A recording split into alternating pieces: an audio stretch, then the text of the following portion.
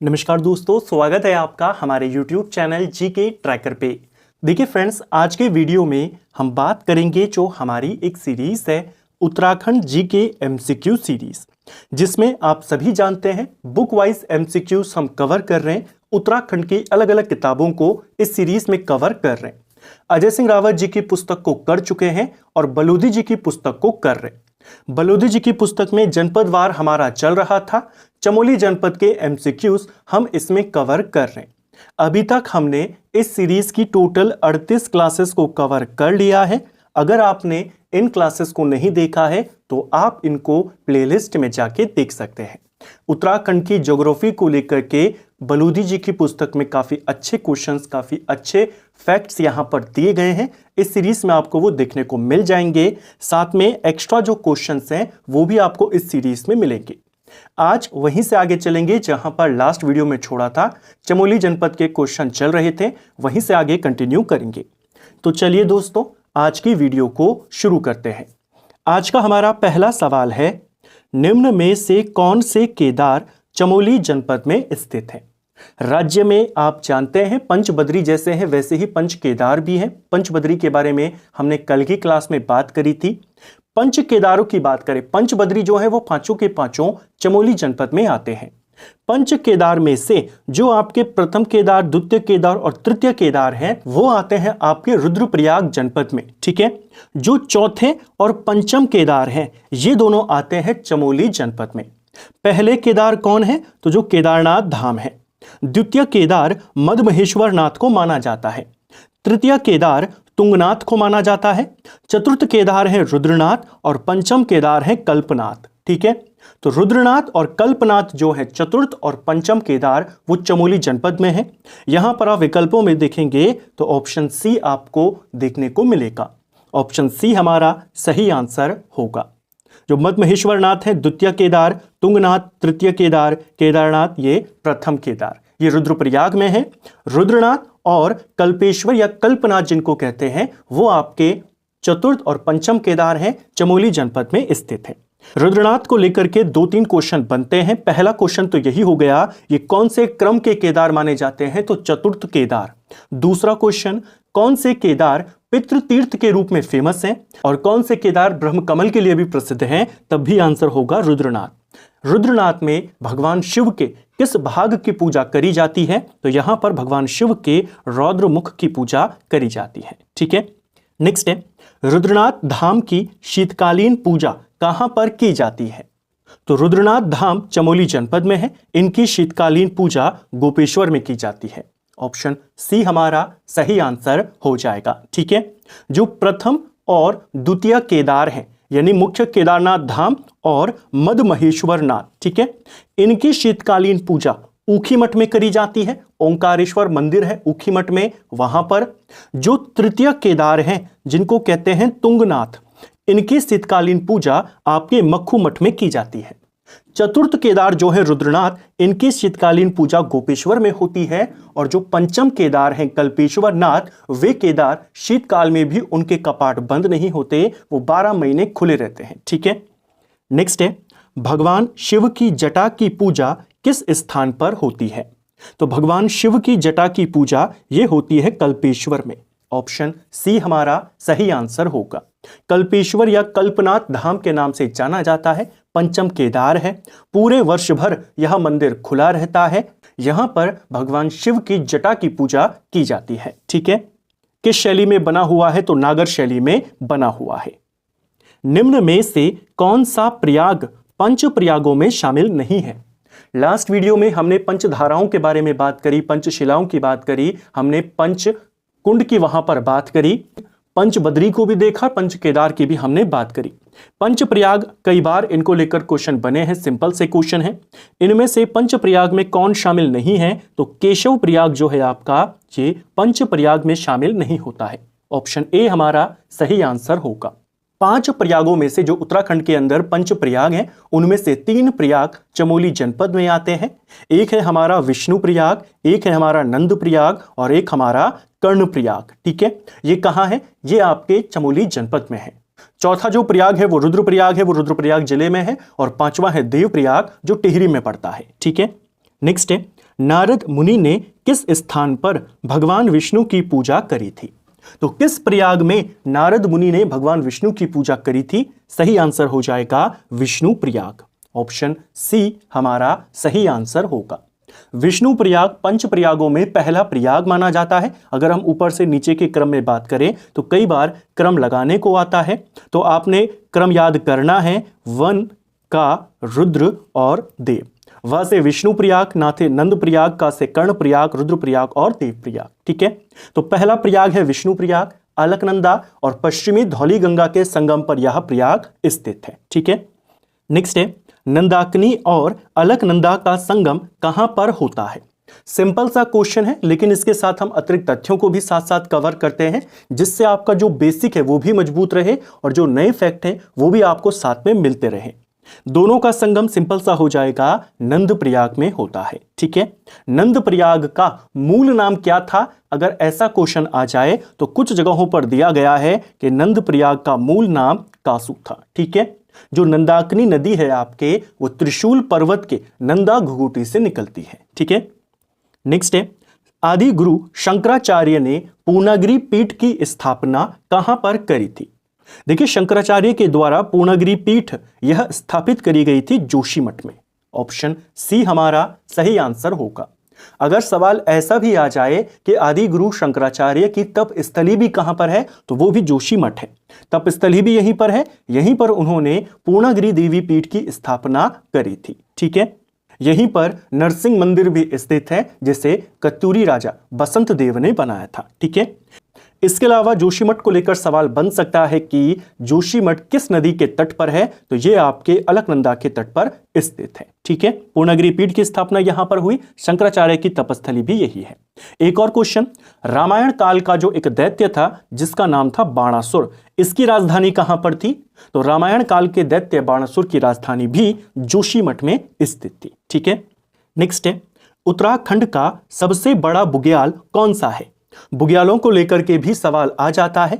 उत्तराखंड का सबसे बड़ा जो बुग्याल है, इसका नाम है बेदनी बुग्याल। ऑप्शन सी हमारा सही आंसर होगा। जो बेदनी बुग्याल है आपका चमोली जनपद में है। चमोली जनपद के अंदर एक कुंड है जिसे रहस्यमयी कुंड कहा जाता है। उसी कुंड के नजदीक में स्थित है हमारा बेदनी बुग्याल। वेदों की रचना इस स्थान पर हुई, इसलिए इसका नाम क्या है? वेदनी बुग्याल है। ठीक है, क्वेश्चन आता है किस बुग्याल में माना गया है कि वेदों की रचना हुई है, तो वो है बेदनी बुग्याल, चमोली जनपद में स्थित है। बाकी के जो ये बुग्याल हैं विकल्प में, ये सभी आपके चमोली जनपद में ही स्थित है। बगजी बुग्याल, हिमालय के सबसे अच्छे दर्शन यहां से होते हैं, उस चीज के लिए फेमस है। कैला बुग्याल बद्रीनाथ धाम के चारों ओर स्थित है। गुरसों बुग्याल जो है आपका, ये औली के नजदीक स्थित है। ठीक है, नेक्स्ट है, बद्रीनाथ के चारों ओर फैला बुग्याल कौन सा है? तो अभी हमने देखा बद्रीनाथ धाम के चारों ओर फैला है कैला बुग्याल। ऑप्शन सी हमारा सही आंसर हो जाएगा। नंदन कानन बुग्याल कहां पर है? चमोली में है। फूलों की घाटी के ऊपर यह बुग्याल स्थित है। ठीक है, अली बुग्याल को भी ध्यान रखेंगे क्योंकि यह बुग्याल दो जनपदों को आपस में जोड़ता है, रुद्रप्रयाग का ऊखीमठ और चमोली का गोपेश्वर। तो गोपेश्वर और ऊखीमठ के बीच में कौन सा बुग्याल है? अली बुग्याल है। ठीक है, नेक्स्ट है, रुद्रनाथ बुग्याल कहां पर स्थित है? जो रुद्रनाथ बुग्याल है यह चमोली में है। गोपेश्वर के नजदीक यह बुग्याल स्थित है। तो चमोली की हमने कई सारे बुग्यालों की बात करी, उसी में रुद्रनाथ बुग्याल का भी नाम आपने ध्यान रखना है। इसके अलावा घस्तौली बुग्याल हो गया, रत्ताकौण बुग्याल हो गया, लक्ष्मीवन बुग्याल, कुआरी बुग्याल, कल्पनाथ बुग्याल हो गया, तितली बुग्याल हो गया, चित्रकांठा बुग्याल है, पन्नार बुग्याल है, पुंग बुग्याल है। ये सारे के सारे बुग्याल आपके कहां पड़ते हैं? चमोली में पड़ते हैं। बुग्याल यानी कि बेसिकली बड़े बड़े घास के मैदान। ठीक है, नेक्स्ट है, आटागाड़ और पिंडर नदी का संगम कहां पे होता है? देखिए, जो आटागाड़ है ये पिंडर की सहायक नदी है। पिंडर अलकनंदा की सहायक नदी है और कर्णप्रयाग में पिंडर और अलकनंदा का संगम हो जाता है। ठीक है, आटागाड़ पिंडर के साथ कहां पर मिलती है? आटागाड़ और पिंडर का संगम होता है शिमली में। ऑप्शन सी हमारा सही आंसर होगा। तो चमोली में शिमली नामक जगह पर इन दोनों नदियों का संगम हो जाता है। ठीक है, जो एक प्रसिद्ध गढ़ था। आप जानते हैं प्राचीन काल में पूरा गढ़वाल 52 गढ़ों में बटा हुआ था।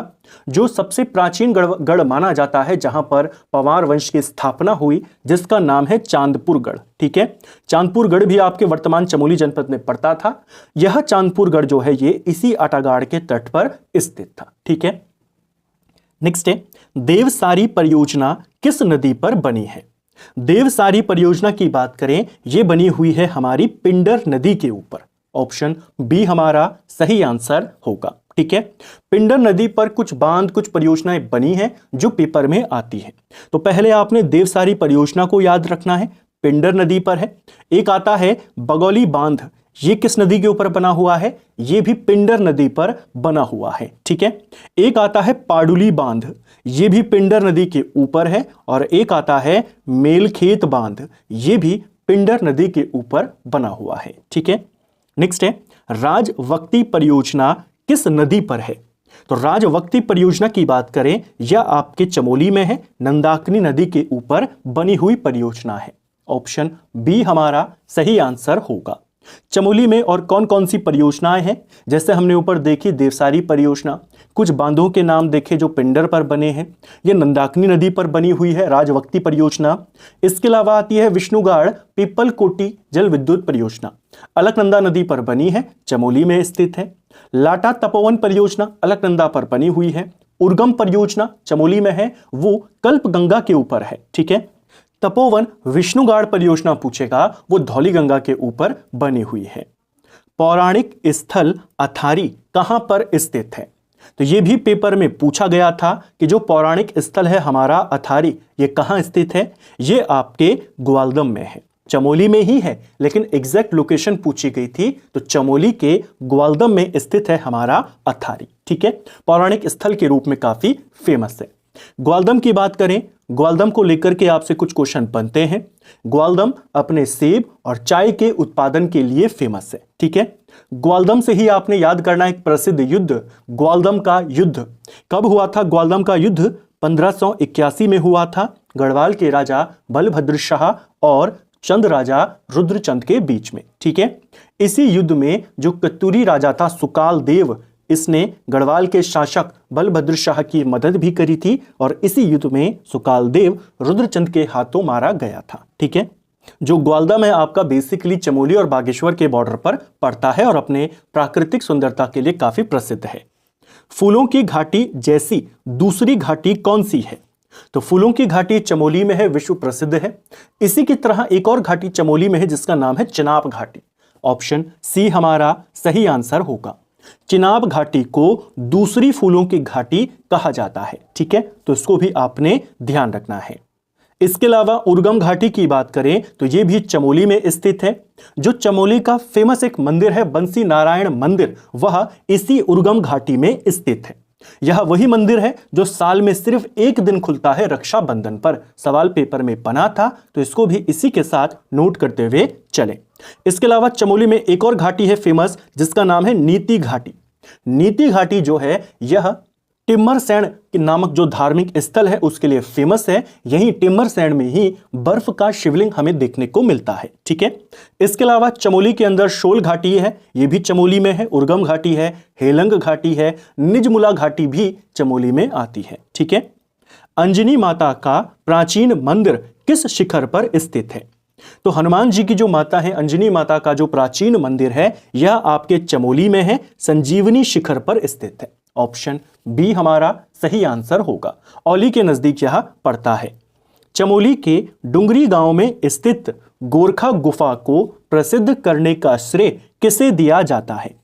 तो गोरखा गुफा कहां है? चमोली के डुंगरी गांव में है, अलकनंदा के तट पर। यानी ये जो डुंगरी गांव है ये अलकनंदा के तट पर है, यहीं पर हमें गोरखा गुफा मिली है। इस गुफा को प्रसिद्ध करने का जो श्रेय जाता है ये राकेश भट्ट को जाता है। ऑप्शन सी हमारा सही आंसर होगा। ठीक है, डॉक्टर संपूर्णानंद की बात करें तो ये उत्तर प्रदेश के मुख्यमंत्री रहे हैं। इनको श्रेय जाता है कर्ण आश्रम के लिए प्रयास करने का, पुनः से उसकी समृद्धि को स्थापित किया जा सके उसका प्रयास किया था डॉक्टर संपूर्णानंद ने। स्वामी प्रणवानंद की बात करें, इन्होंने रूपकुंड को फेमस किया था। ठीक है, गोरखा गुफा को राकेश भट्ट ने फेमस किया। नेक्स्ट है, चमोली के किस गांव से प्राप्त बर्तन पाकिस्तान की स्वात घाटी के शिल्प के समान है? देखिए, स्वात घाटी जो है ये पाकिस्तान में स्थित है। यहां से हमें कुछ बर्तन मिले हैं और उसी तरह के बर्तन हमें चमोली के एक गांव मलारी गांव से मिले हैं। ऑप्शन बी हमारा सही आंसर होगा। ये वही मलारी गांव है जहां से हमें 5.2 kg का एक स्वर्ण मुकुट भी मिला हुआ है, मुख आवरण मिला हुआ है। चमोली में ही स्थित है, 2002 में मिला था। ठीक है, चमोली में ही आपका किमनी गांव भी पड़ता है। किमनी गांव से हमें सफेद रंग के शैलचित्र यहां पर मिले हैं। ठीक है, चमोली के प्रसिद्ध गौचर मेले की शुरुआत कब हुई थी? देखिए, गौचर मेला आपका चमोली में लगता है, हर साल 14 नवंबर को इसकी शुरुआत होती है। इस मेले की शुरुआत 1943 में करी गई थी। ऑप्शन सी हमारा सही आंसर होगा। किसके द्वारा इस मेले को शुरू किया गया था? तो उस समय जो एक व्यक्ति था, यहां का एक अधिकारी था, बर्नेडी, डिप्टी कमिश्नर, इसको कुछ जगहों पर लिखा गया है। बर्नेडी के द्वारा गौचर मेला, काफी फेमस मेला है चमोली का, इसकी शुरुआत हुई थी 1943 में। ठीक है, जो गौचर है हमारा, यह किस नदी के तट पर है? तो यह आपके अलकनंदा के तट पर है। ठीक है, एक क्वेश्चन यहां पर याद रखेंगे, जो 1920 में लेडी वेलिंगटन थी, वो यहां पर आई थी। एक बहुत बड़े अधिकारी की पत्नी वो यहां पर आई थी और लेडी वेलिंगटन ने ही किसानों को गौचर में चारागाह निर्माण के लिए उनको प्रेरित किया था। तो सवाल आएगा, लेडी वेलिंगटन किस स्थान पर आई थी या गौचर में कब आई? तो आप कहेंगे 1920। लेडी वेलिंगटन ने किस स्थान के किसानों को चारागाह बनाने के लिए प्रेरित किया? वो था गौचर। ठीक है, जवाहरलाल नेहरू भी यहां पर आए थे 1938 में। ठीक है, जो उत्तराखंड बोली भाषा संस्थान है वो भी आपके गौचर में ही स्थित है, 2016 में बना था। अगला, डुंगी पेंतोली वन आंदोलन कहां पर चलाया गया था? दो क्वेश्चन बनते हैं, पहला कहां चला और क्यों चला? तो डुंगी पेंतोली जो आंदोलन था आपका, ये चला है चमोली जनपद में। ये चला था बांस के जो वृक्ष थे उनकी कटाई के विरोध में चला था। ठीक है, तो बांज वृक्षों की कटाई के विरोध में कौन सा आंदोलन चला चमोली में? डुंगी पेंतोली आंदोलन। इसको आपने ध्यान रखना है। ठीक है, तो फ्रेंड्स, ये था हमारा आज का वीडियो जिसमें हमने उत्तराखंड जीके के 20 और सवालों को यहां पर कवर किया। कोशिश करी इन क्वेश्चन को अतिरिक्त तथ्यों के साथ यहां पर देखने की। सीरियल वाइज हम चले हैं इस पूरी सीरीज के अंदर और ऐसे ही हम सभी जनपदों को कवर करेंगे और फिर बलूदी जी की किताब में और आगे कंटिन्यू करेंगे। उम्मीद करता हूं आपको आज का वीडियो पसंद आया होगा। अगर आपको ये वीडियो पसंद आई है तो वीडियो को लाइक करें, चैनल पर नए हैं तो चैनल को सब्सक्राइब करें, अपने दोस्तों के साथ शेयर करें। वीडियो आपको कैसा लगा कमेंट बॉक्स में हमें ज़रूर बताएं। Thank you friends.